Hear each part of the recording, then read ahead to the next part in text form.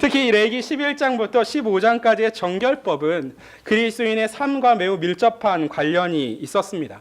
11장은 거룩을 이야기했고 12장은 자비를 이야기했고 13장은 회개를 이야기했으며 14장은 순종을 이야기했었습니다. 그리고 이 시간에 우리는 이 마지막 15장에 담긴 내용들을 통하여서 그리스도의 삶이 무엇인가를 마지막으로 한 번 더 나누고자 합니다. 오늘 우리가 보는 이 레위기 15장 정결법의 마지막 주제는 남녀에게 발생하는 다양한 유출입니다. 개역개정은 지금 유출병이라고 자주 번역했지만 우리가 이 원어에 조금 더 가깝게 번역하자면 유출이 조금 더 정확한 표현입니다. 왜냐하면 이 레위기 15장에는 병에 속하지 않는 경우 역시 포함되어 있기 때문입니다. 그리고 이러한 레위기 15장의 유출은 네 종류에 의하여 나누어 볼 수가 있습니다.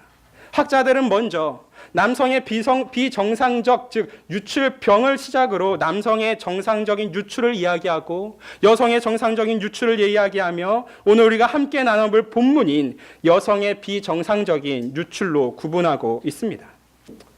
근데 이 유출로 번역된 단어는 보통은 흘러나오다 또는 분출하다라는 뜻을 갖고 있습니다. 그러므로 이 유출의 증상이라는 것은 흘러서 줄줄 나오는 것을 의미하고 있는 것이죠. 더하여서 이 흘러나오는 것이 마치 고름 같아서 뻑뻑하고 엉기기 때문에 막히기도 할 것이다 라고 기록되어 있습니다. 그래서 우리는 3절을 통하여서 흘러나오든지 흘러나오는 것이 막혔든지라는 표현을 보게 되는 것이죠. 물론 이 증상들이 어찌 되었든지 간에 유출이 가져오게 되는 가장 큰 문제는 바로 부정을 일으킨다는 점입니다. 그리고 이 부정이라는 것을 우리가 계속하여 살펴보았던 것처럼 죄와 그리 다르지 않음을 또한 죄를 상징하고 있음을 우리는 잘 알고 있습니다. 앞서서 살펴보았던 것처럼 레위기 12장에서 여성이 출산으로 인하여 그 자궁에서 피가 흐르게 되면 그는 부정하게 되었습니다. 이유가 무엇이었습니까? 피는 생명을 상징했기 때문입니다. 다시 말해서 피가 흘렀다라는 의미는 생명이 빠져나간다라는 뜻인 것이죠. 즉 생명에서는 멀어지고 죽음에 가까워지고 있다는 신호였기 때문에 이스라엘 백성들은 이것을 부정하다라고 생각한 것입니다. 그리고 오늘 우리는 바로 이 자리에서 생명과 죽음의 의미를 다시 한번 생각해 볼 필요가 있습니다. 일반적으로 사람들은 그 생명과 죽음이 단지 우리의 육신에만 제한된다라고 생각합니다. 그러나 성경이 말하는 진실한 생명과 죽음이라는 것은 육신에만 국한되는 것이 아니라 바로 우리의 영혼에 달려 있는 것입니다. 그리고 좀 더 나아가 설명하자면 하나님과의 관계를 나타내고 있는 것이죠. 사도 바울은 로마서 6장에서 죄의 삭은 사망이라고 말했습니다. 그리고 이 사망이라는 것은 죄로 인하여서 하나님과의 관계의 끊어짐을 이야기하고 있는 것입니다. 말하자면 유출로 인한 부정이라는 것은 다른 그 무엇보다도 하나님과의 단절이라는 매우 심각한 문제를 갖고 오는 것이죠. 그런데 레위기는 이 12장만이 아니라 15장을 통하여서도 피와 또 정액과 여러 가지 몸의 분비물들, 즉 몸에서 빠져나가는 모든 유출에 대하여서도 부정하다라고 말합니다. 남녀 모두를 포함하여 부정하다라고 기록합니다. 도대체 왜 그렇게 이야기하고 있을까요? 이 하나님의 단절이라는 그 문제에서, 하나님과의 관계의 끊어짐이라는 문제에서 인간 그 누구도 자유로울 수가 없기 때문입니다. 그리고 이 사실은 구약을 넘어서 신약 시대를 살아가는 우리들에게도 마찬가지입니다. 우리 인간들은 어떻게 해서든지 간에 이 하나님과의 단절의 문제를 해결해 보려 했지만 스스로 이것을 결코 해결할 수도 벗어날 수도 없었습니다. 왜 그렇습니까? 이 문제가 육신을 포함하여 우리 영혼의 문제이기 때문입니다. 조금 더 쉽게 변화하여 말하자면 인간의 내면 혹은 인간의 마음의 문제라는 것이죠. 예를 들어서 정결법의 시작인 11장의 음식법은 인간의 외부로부터 일어난 부정을 다루고 있습니다. 그리고 지금 이 정결법의 마지막인 15장은 인간의 내부로부터 일어난 부정을 다룹니다. 즉 성경의 초점이라는 것이 사람의 바깥으로부터 시작하여 내부로 점점 더 파고 들어가고 있다는 것이죠. 부정의 근원이 무엇인가를 향하여 성경은 나아가고 있다는 의미입니다. 그리고 그렇게 인간의 내면을 통하여 깊숙이 들어가 발견한 것이 무엇이었습니까? 바로 그 죄와 부정으로 인하여 완전히 얼룩져 버린, 다시 말해서 전적으로 부패해버린 인간의 마음인 것입니다. 때문에 예수님께서는 베드로와 다른 제자들에게 이런 말씀을 주셨습니다. 마태복음 15장 16절부터 20절까지의 말씀입니다. 예수께서 이르시되 너희도 아직까지 깨달음이 없느냐? 입으로 들어가는 모든 것이 배로 들어가서 뒤로 내버려지는 줄을 알지 못하느냐? 입에서 나오는 것들은 마음에서 나오나니 이것이야말로 사람을 더럽게 하느니라. 마음에서 나오는 것은 악한 생각과 살인과 간음과 음란과 도둑질과 거짓 증언과 비방이니 이런 것들이 사람을 더럽게 하는 것이요 씻지 않은 손으로 먹는 것은 사람을 더럽게 하지 못하느니라. 예수님의 이 말씀에 근거해 보면 우리가 이 레위기 15장에서 집중해야 할 마지막 그리스도의 삶의 모습이라는 것은 결코 우리의 마음, 우리의 내면과 무관하지 않다는 것입니다. 오히려 우리는 이 마음 가운데 집중하여 커다란 마침표를 찍어야만 하는 것이죠. 왜 그렇습니까? 인간의 삶이라는 것은 그의 영혼, 그의 마음에 대한 자기 표현이기 때문입니다. 그렇다면 사랑하는 여러분, 지난 시간 속에서 그리고 지금 이 순간을 살아가는 여러분들은 어떠십니까? 여러분들은 지금 이 순간에 어떠한 마음을 가지고 어떠한 삶을 통하여 여러분 자신의 정체성을 드러내고 계십니까? 오늘 본문이 바로 이런 질문을 여러분들에게 던져주고 있는 것이죠.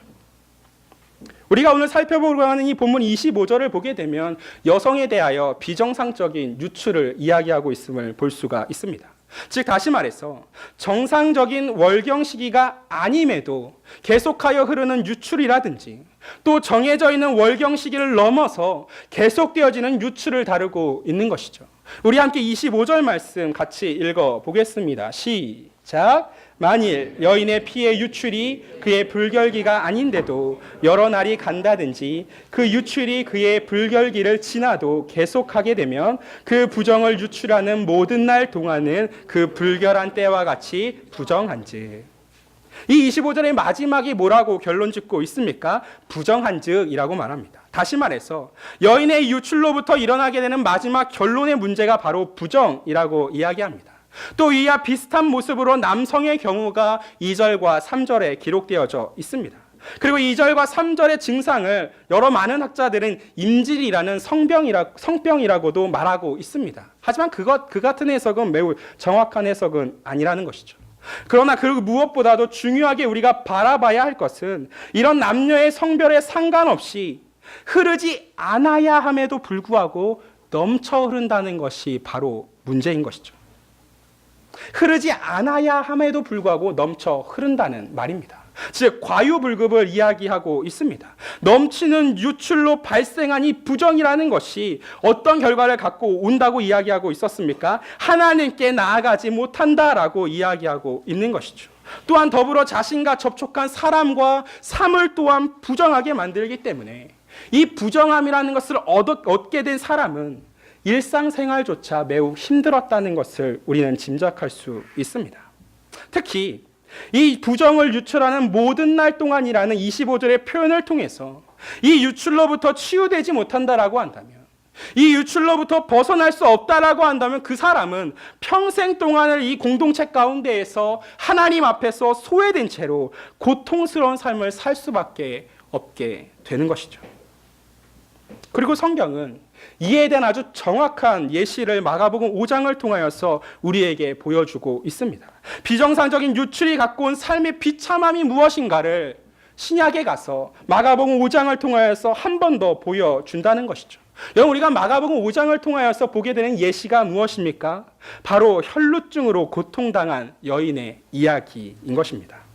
혈루증은 말 그대로 피가 계속하여 흘러내리는 유출병을 의미하고 있습니다. 이것을 현대의학의 병명으로 이야기하자면 만성 자궁 출혈증이라고 이야기할 수가 있는 것이죠.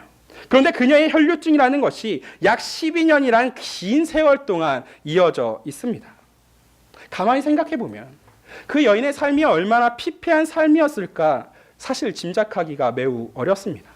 만약 누군가 그녀에게 다가가서 당신의 유일한 소망이 무엇입니까? 라고 물어본다면 너무나도 당연하게 이 여인은 지긋지긋한 이 혈루증에서 벗어나는 것이다 라고 말했었음이 분명합니다. 할 것입니다. 그래서 자신이 할 수 있는 그 모든 노력을 다해 이 여인은 치료하고자 했습니다. 할 수 있는 대로 수많은 의사를 찾아갔었고 가지고 있는 모든 돈은 아낌없이 썼습니다. 그러나 그녀가 했던 그 모든 대단한 노력들은 오히려 자신의 상황을 악화시킬 뿐이고 그 삶의 괴로움과 피폐함을 더할 뿐이었습니다. 마가복음 5장 25절부터 26절이 이렇게 기록합니다. 12해를 혈루증으로 앓아온 한 여자가 있어 많은 의사에게 많은 괴로움을 받았고 가진 것도 다 허비하였으되 아무 효험도 없고 도리어 더 중하여졌던 차에, 이 말씀을 가만히 살펴보면 아마 이 혈루증에 걸렸던 여인은 처음 얼마간은 정말 어쩌면 자신이 치료될 수 있지 않을까라는 생각을 했었을지도 모르겠습니다. 의사를 찾아갈 수 있었고 또 의사를 찾아가서 치료받을 수 있을 만한 충분한 재산이 있었기 때문입니다.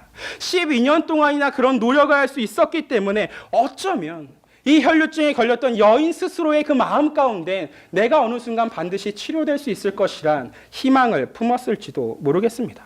왜냐하면 우리도 그런 성정을 갖고 있는 사람들이기 때문이죠. 일반적으로 사람들은 자신에게 있어서 시간이 넘쳐나고 재산이 넘쳐난다 생각하면 할수록 그 자신감이라는 것이, 근거를 알 수 없는 희망과 소망이라는 것이 온 마음을 넘치고도 흘러 넘치게 되는 것입니다. 남들은 모른다 할지라도 자신만큼은 충분히 감당할 수 있고 해낼 수 있다라고 믿는 것이 바로 사람입니다. 마치 중2병을 앓고 있는 학생처럼 말입니다. 여러분, 중2병이 무엇인지 아십니까? 이것은 매우 새롭지는 않지만 전 세계적으로 심각한 질병 가운데 하나입니다. 주된 발병 시기는 병명처럼 중2에 시작됩니다. 그리고 다음과 같은 아주 심각한 증상을 보여주는데, 갑자기 먹지 않고 맛없다 했던 커피를 새끼손가락을 번쩍 쳐들고 마시기 시작합니다. 또한 무엇이든지 간에 난 이미 알고 있다라고 생각하며 자신만만해합니다. 부모님에게 자신의 방문을 쾅 걸어 잠그면서 나의 사생활 존중해 주세요 라고 이야기합니다. 또 결정적으로 자신만이 갖고 있다 생각하는 감수성과 상상력과 반항심과 허세가 최고조로 올라서 오직 나만이 이 세상 가운데서 가장 우월한 존재라고 생각합니다. 한마디로 요약하면 자신감 과잉 유출 상태인 것이죠. 그런데 여러분, 교회 안에서도 이런 중2병에 걸려있는 사람들이 있습니다. 이것을 우리는 영적 중2병이라고 말할 수 있겠습니다. 외면은 어른 같으면서도, 외면은 어른임에도 불구하고 내면이라는 것이, 그 마음이라는 것이 여전히 중2라는 것이죠. 중2를 비하하는 것은 아닙니다.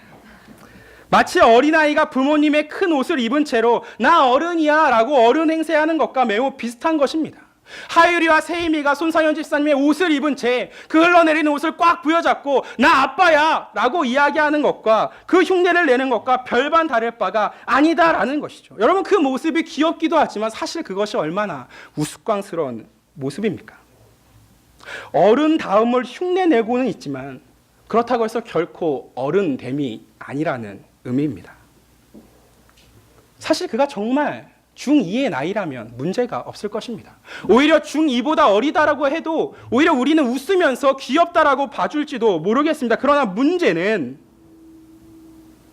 시간이 지났음에도 불구하고 우리의 육신이 충분히 자라서 어른의 모습을 취하고 있음에도 불구하고 우리의 마음이 자라지 않았다라는 사실에서 문제가 일어난다라는 것이죠. 육신과 영혼의 틈이 벌어져 버린 것입니다. 겉과 속의 틈이 벌어져 버렸고 그 사이로, 마음의 왜곡된 틈 사이로 우리의 생명이 흘러나오고 있다라는 것이죠. 난 이미 알고 있다라고 말은 하고 있지만 실제 내가 알고 있는 것처럼 우리의 삶이 전혀 그렇게 살고 있지 않다라는 것입니다. 때론 우리의 손 가운데 어려운 신학책을, 정말 어려운 여러 가지의 것들의 책을 손에 들고서 온갖 신학 용어들을 능수능란하게 사용한다 할지라도 우리의 실제의 삶의 모습이 전혀 그렇지 않다라는 것이죠.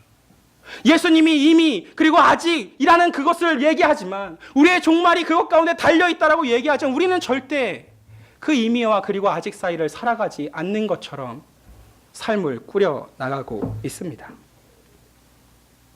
육신과 영혼에 벌어진 이 틈 사이로 하나님 주셨던 그 귀한 생명이라는 것이 계속하여 흘러나간다라는 것이죠.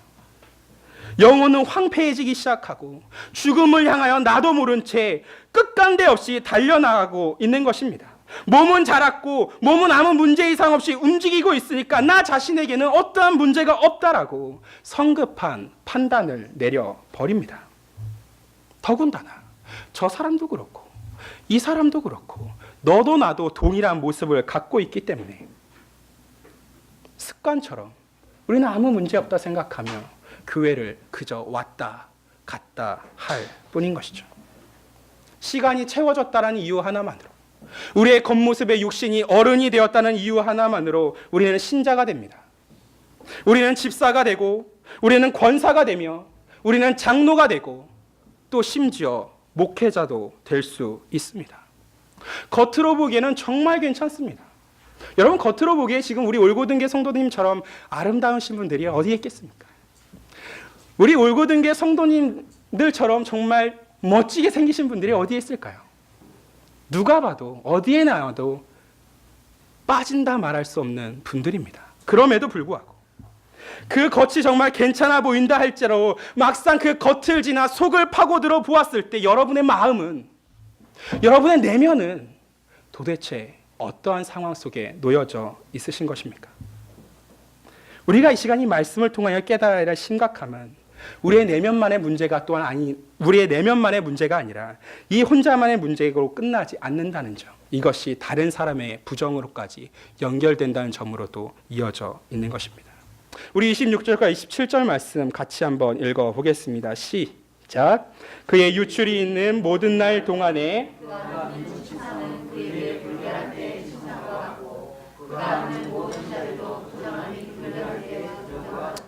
그것들 만지는 자는 다 부정한즉 그의 옷을 빨고 물로 몸을 씻을 것이며 저녁까지 부정할 것이요. 단지 우리가 살펴보는 이 본문의 유출만이 아니라 다른 모든 유출도 마찬가지입니다. 여러분, 유출은 전염성이 매우 강한 부정이었습니다. 단지 닿기만 해도, 스치기만 해도 2차 부정이 일어나고 3차 부정이 일어나는 문제입니다.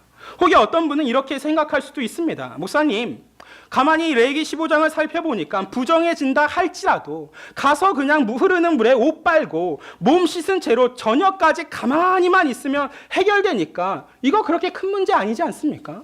이거 별로 그렇게 심각한 문제 아니잖아요. 물론 이렇게 이야기하실 수 있습니다. 맞습니다. 그동안 우리가 보았던 11장부터 14장까지에 기록된 그 부정의 광도와는 전혀 차원이 다르기 때문에 그렇습니다. 비정상적인 유출이어도 그냥 가볍게 흐르는 물에 몸 씻고 옷 빨고 기다렸다가 7일 정도 더 기다렸다가 8일째 되는 날 가장 가벼운 가치의 비둘기 2마리로 제사 드리면 땡 하는 문제입니다. 충분히 해결 가능한 이야기라는 것이죠. 그냥 단순히 보기에는 매우 간단한 이야기처럼 보입니다. 하지만 이렇게 간단하고 사소해 보이는 문제로부터 우리의 마음은 틈이 벌어진다라는 것이죠. 더군다나 우리의 마음의 틈만 벌어지는 것이 아니라 다른 사람의 마음의 틈까지 벌려놓아서 그 모든 이들의 일상을 모두 다 어그러뜨려 버린다는 의미입니다. 그런데 이것이 하루가 아니고 이틀이 아니고 매일같이 진행되는 이야기라면 어떨까요?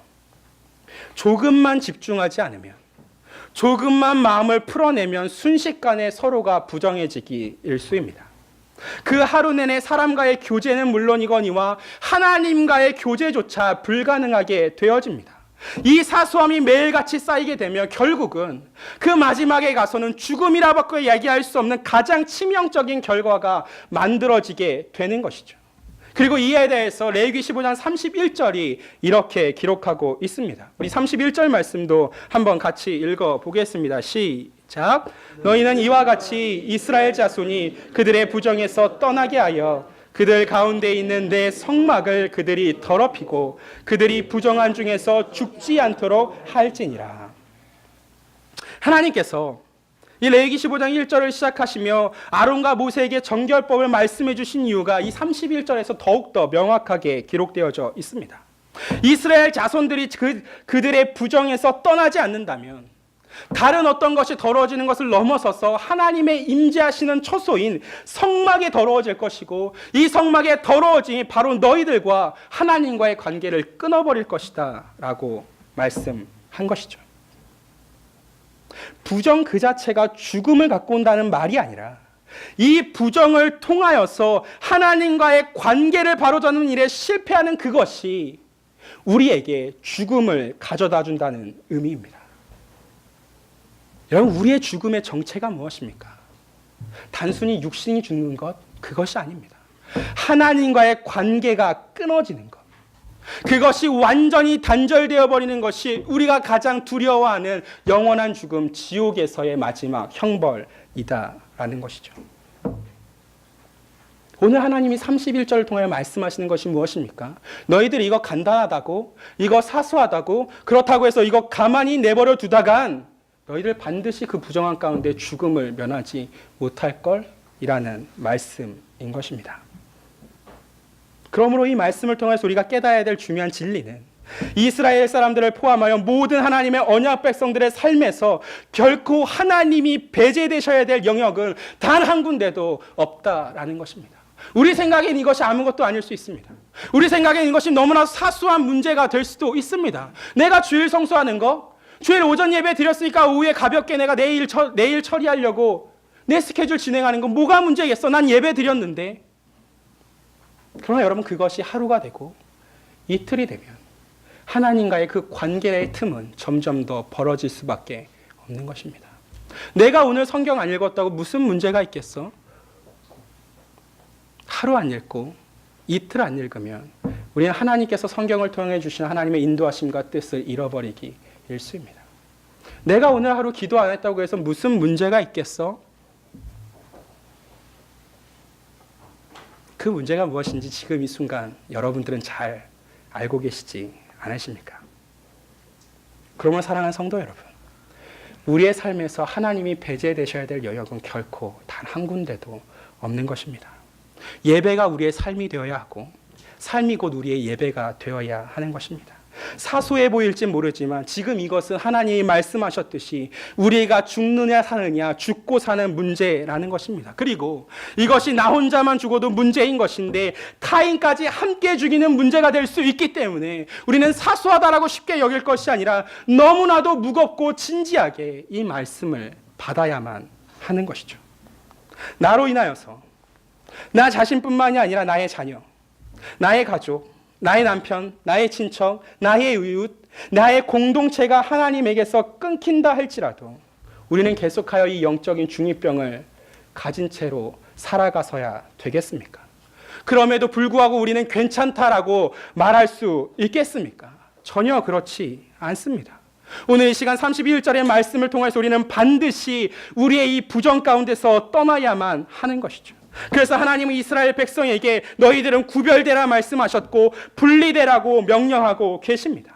31절에 쓰여있는 떠나게 하여라는 표현이 정확하게 이런 뜻인 것입니다. 그리고 이 떠나게 하여라는 표현은 나실인과 매우 긴급한 관련이 있습니다. 우리가 성경을 통해 알게 되는 나실인이 어떤 존재였습니까? 하나님을 위하여 온전히 하나님을 중심하여 자신을 세상과 철저하게 분리시키는 자가 바로 나실인이었습니다. 그리고 이 나실인의 대표가 우리가 잘 알고 있는 삼손이었습니다. 그리고 그가 사사기에서 나실인으로서의 역할을 제대로 감당하지 못했을 때 겪었던 고통이 무엇인지를 우리는 익히 알고 있습니다. 문제는 이 삼손만이 성경에 기록되어 있는 나실인이 아니다라는 것이죠. 그가 대표적인 나실임이 분명하지만 이스라엘 백성 모두가 하나님 앞에서 나실인인 것입니다. 그리고 더 나아가서 하나님이 허락해 주신 이 언약 가운데 들어와 백성 되었다는 모든 사람들이 하나님 앞에 구별된 나실인인 것입니다. 즉 하나님께서는 하나님의 모든 백성 한 명 한 명에게 지금 올고든 교회 모든 성도들 한 분 한 분들에게 직접 찾아가 계셔서 너희들은 이 부정 가운데서 떠나라고 명령하고 계신 것입니다. 만약 이 부정 가운데서 떠나지 않으면 하나님과의 교제의 단절이란 죽음이 반드시 찾아올 것이기 때문입니다. 그래서 하나님 앞에서 이 정결의 문제는 단순히 사소하다 넘길 문제가 아니라 죽고 사는 문제임을 기억하셔야만 하는 것입니다. 그래서 바꿔 말하면 하나님은 오늘 이 순간 여러분이 죽음을 맛보지 않았으면 좋겠어서 여러분이 제발 그 영원한 죽음 가운데 머물지 않기를 바라셔서 이 시간에 이 레위기 15장 말씀을 통하여 여러분의 삶을 정결함으로 바꿔야 한다라고 말씀하고 계신 것입니다. 오늘 이 순간에 하나님은 여러분들에게 거룩함으로 나아오라고 부르시고 계신 것입니다. 오늘 이 말씀을 통하여 우리가 아까 들었던 예를 한 번 더 생각해 보겠습니다. 혈루증 여인의 병은 12년간 지속되었던 병입니다. 그리고 이스라엘에서 이 10이라는 숫자는 완전수 중 가운데 하나입니다. 다시 말하면 이 12년간이 갖고 있는 상징이라는 것은 그 여인의 혈루증이 치료될 가능성이 전혀 없다라는 상태를 알려주는 숫자인 것입니다. 그녀가 그동안 해왔던 모든 치유의 발버둥과 몸부림이라는 것은 전부 다 허사로 돌아가 버렸습니다. 그녀는 그 모든 12년간의 삶 속에서 부정 가운데 얽매인 채 죽음을 맛보며 살아갈 수밖에 없었습니다. 공동체 가운데 배제된 채로 혼자 철저한 고독 속에 지독한 소외감 가운데 그녀의 삶은 넘쳐 흘러갔을 것입니다. 그녀 스스로도 도저히 다가갈 수 없었고 공동체도 그녀를 원하지 않았기 때문에 서로가 함께 살아간다는 것은 정말 힘든 일이 분명했을 것입니다. 더군다나 이 정결법이 속해 있는 율법이라는 것은 이스라엘 사람들에게 있어 사활이 걸린 문제였기 때문에 혈루증이 걸렸다는 그 여인의 소식만 들었을 때 이스라엘 사람들은 그 여인을 향하여 손살에 쳤을 것이 분명합니다. 바리새인들이 처절하리만큼 율법을 사수한 이유가 무엇입니까? 그것에 자신들의 목숨이 달려 있었기 때문입니다. 그래서 마가복음 5장을 보게 되면 혈루증 여인은 자신 있게 예수님이 오셨다는 소식을 듣고 사람들을 헤쳐나가 치유함을 받은 것이 아니라 오히려 무리의 뒤에 숨어서 조용히 끼어든 채로 예수님의 옷에 손을 대었을 뿐인 것입니다. 사람의 노력이 완전히 무너졌던 그 12년의 마지막 그날에 자신이 갖고 있었던 얼룩진 마음이 우리 인간이 갖고 있는 죄와 부정으로부터 완전히 부패해진 이 마음이 철저히 밝혀짐을 상징하는 그 12년의 마지막 그날에 누구의 도움을 청할 수 없는 이 혈루증 여인이 마지막으로 유일하게 기대했던 희망이 무엇이었습니까? 예수님이 오셨다라는 사실. 예수님을 만나면 예수님이 나에게 치유를 명하여 주셨으면 내가 나을 수 있으리라. 내가 구원을 받을 수 있겠다라는 오직 그 단 하나의 사실에 달려 있었습니다. 그래서 마가복음 5장 28절 29절은 이렇게 기록합니다. 이는 내가 그의 옷에만 손을 대어도 구원을 받으리라 생각함일러라. 이에 그의 혈루 끊어니 곧 마름에 병이 나은 줄을 몸에 깨달으니라. 사실 이 여인의 행동은 정말 위험한 것입니다. 부질불식간에 의도치 않은 채로 저지른 행동이 전혀 아니기 때문입니다. 아예 마음 가운데 작정을 하고 부정한 손을 내밀어서 다른 이의 몸에 손을 대었다라는 것이죠. 자신의 손이 닿았을 때에 자신이 갖고 있는 이 혈루증으로 인한 부정이라는 것이 반드시 그에게 전염되리라는 생각을 이 여인도 아마 반드시 했을 것입니다. 만약 바리새인들이 이 사실을 미리 알았다라고 한다면 당장 그 여인을 내쳐다가 쫓아냈거나 아니면 그 사실이 밝혀지는 그 순간에 돌을 들어 그 여인을 쳐 죽였을지도 모르겠습니다.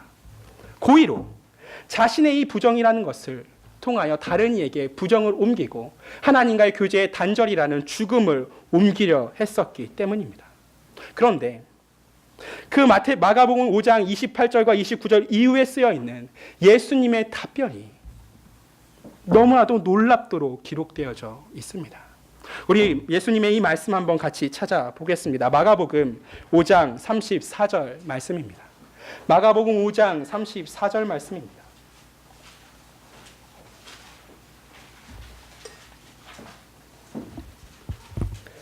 마가복음 5장 34절 말씀입니다.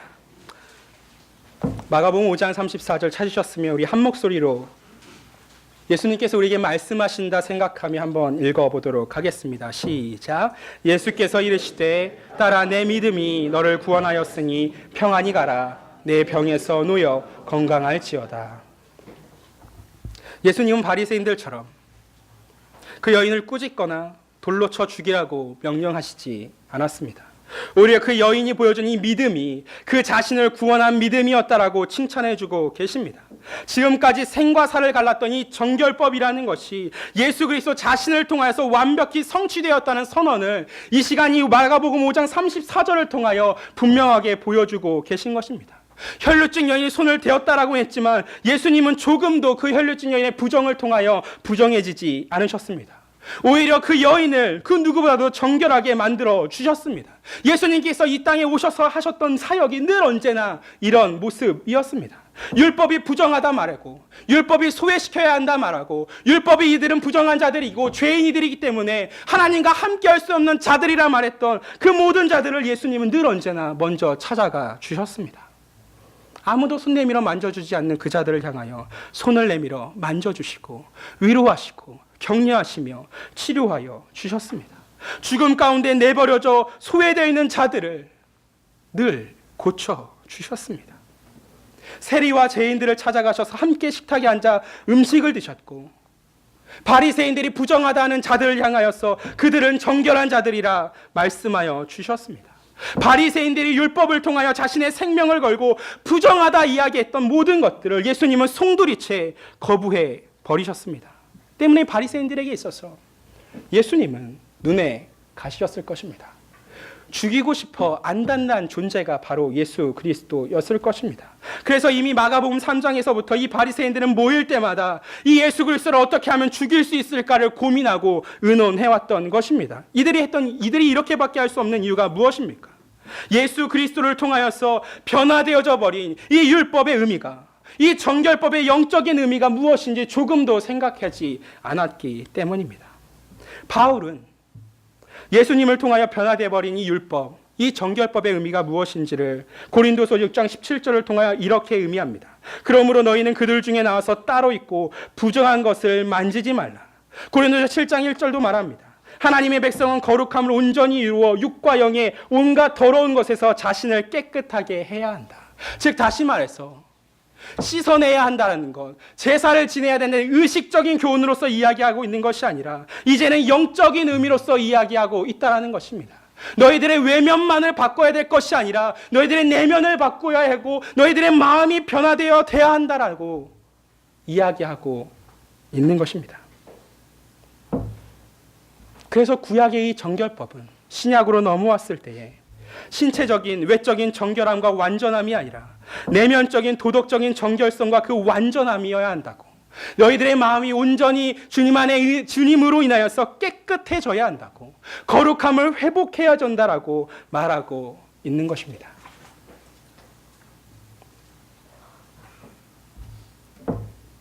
그러므로 이 레위기 15장이 말하고 있는 바는 너희들이 부정하니 당장 죽을 것이다 라는 이야기로 끝나는 것이 아니라 이 부정함을 해결해 줄 수 있는 분이 오로지 예수 그리스도밖에 없다라는 것을 보여주기 위한 기록들인 것입니다. 우리가 이것을 어디서 찾을 수 있겠습니까? 예수님이 이 레위기 15장에서 부정의 해결을 위하여 주신 말씀을 통하여 우리는 찾아볼 수가 있다라는 것이죠. 우리는 27절과 28절, 29절 말씀 마지막으로 한 번 더 읽도록 하겠습니다. 시작. 그것들을 다 부정한즉 그의 옷을 빨고 물로 몸을 씻을 것이며 저녁까지 부정할 것이요 그의 유출이 그치면 이레를 센 후에야 정하리니 그는 여덟째 날에 산비둘기 2마리나 집비둘기 새끼 2마리를 자기를 위하여 가져다가 회막 문 앞 제사장에게로 가져갈 것이요. 이 27절부터 29절을 통하여 치유를 위하여 주어진 해결책이 무엇입니까? 물과 피였습니다. 물로 씻는 것이 그들을 부정으로부터 벗어나게 해 주었습니다. 비둘기를 잡아 피를 흘리는 것이 그들의 부정으로부터 정결하게 해 주었습니다. 다시 말해서 하나님께서는 이 레위기에서부터 물과 피로부터 반드시 너희들의 부정이 해결될 수 있다는 것, 너희들의 죄로부터 구원받을 수 있다는 걸 보여주고 있다는 것입니다. 그리고 이 물과 피로 상징되는 것이 바로 요한일서 5장 6절에 기록된 것처럼 이는 물과 피로 임하신 이시니 곧 예수 그리스도시라. 이는 물과 피로 임하신 이시니 곧 예수 그리스도시라.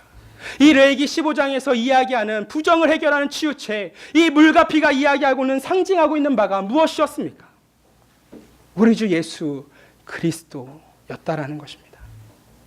물로만이 아니요 물과 피로 임하셨고 증언하시는 이는 성령이시니 성령은 진리니라. 여러분, 부정한 자의 정결은 다른 어느 곳에서 치유할 수 있는 것이 아니라 오직 그리스도 예수를 제물로 할 때 얻어낼 수 있는 정결인 것입니다. 오직 그리스도 예수를 통해서만 얻어낼 수 있는 거룩의 은혜였다라는 것입니다. 사랑하는 성도 여러분, 오늘 시간 이 15장 정결법 마무리를 하면서 하나님께서 우리에게 주시는 마지막 그리스도인의 삶의 핵심은 바로 거룩이었습니다. 음식법 11장이 거룩을 이야기했다면, 거룩으로 시작했다라고 한다면 오늘 이 시간 15장은 또 한 번 거룩으로 마무리하고 있는 것입니다. 하나님의 백성인 자들은 오늘 이 시간 피와 물로써 자신을 거룩하게 하신, 자신을 구원해 주신 예수 그리스도를 쫓아 살아가는 자들이어야 합니다. 하나님의 백성이라 불린다고 한다면 하나님께서 우리에게 허락해 주신 이 거룩함을 행해야 하고 이 거룩함이 우리에게 반드시 있음을 입증해야 하는 삶을 살아야 한다라는 것이죠. 희생제사가 그리스도 예수 안에서 성취되었다라고 한다면, 그래서 우리가 더 이상 이제는 희생제사가 아닌 주님 앞에서 예배를 통해 영적 예배를 드려야 한다라고 한다면, 이제는 이 부정함에 대한 율법조차도 더 이상 물로 씻고 옷을 빨며 저녁까지 정결을 위하여 머물러 있지 않아도 되지만, 그 뒤에 담겨있는 그 정신과 원리들은 여전히 살아서 하나님이 부르신 자들, 거룩함으로써 부르신 자들에 의해서 여전히 행해져야 하는 하나님의 의무인 것입니다. 그래서 고린도후서 6장 17절은 이렇게 말합니다. 그러므로 너희는 그들 중에서 나와서 따로 있고 부장한 것을 만지지 말라. 내가 너희를 영접하여.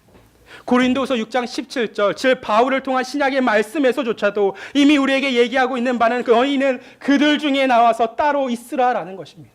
부정한 것들을 만지지 말라라는 것입니다. 교회와 신자의 삶은 세상과 삶과 반드시 구별되어야 한다는 의미입니다. 신앙 밖에 있는 자들에게 우리의 신앙을 전달한다는 명목하에, 우리의 복음을 전한다는 명목하에 우리가 믿고 있는 이 기독교를 더욱더 매력적으로 만들겠다라는 그런 시도를 위하여서 교회와 세상의 차이를 약화시킨다는 것은 결코 하나님의 말씀에 합당히 맞는 바가 아니다라는 것이죠. 사랑하는 성도 여러분, 오늘 시간 이 레위기 15장 말씀을 기억하시며 우리는 이 한 가지 말씀을 한 번 더 머릿속에 기억하시고 가슴에 새기셨으면 좋겠습니다. 마태복음 5장 48절 말씀입니다. 그러므로 하늘에 계신 너희 아버지의 온전하심과 같이 너희들도 온전하라. 그러므로 하늘에 계신 너희 아버지의 거룩하심과 같이 너희도 거룩하라는 것입니다. 하나님은 오늘 이 순간에도 여러분들을 향하여 거룩함으로 나아오라고 부르고 계십니다. 여러분의 외면의 거룩함만이 아니라 여러분의 내면부터 거룩해야 하고 영적인 중이병을 버린 채 그 내면이 온전히 그리스도의 장성한 분량까지 성장해야 한다라고 말씀하고 계십니다. 하나님 앞에서 외적인 깨끗함만을 추구할 것이 아니라 선한 양심을 회복해야 한다라고 오늘 레위기 15장을 통하여 분명하게 말씀하고 계십니다.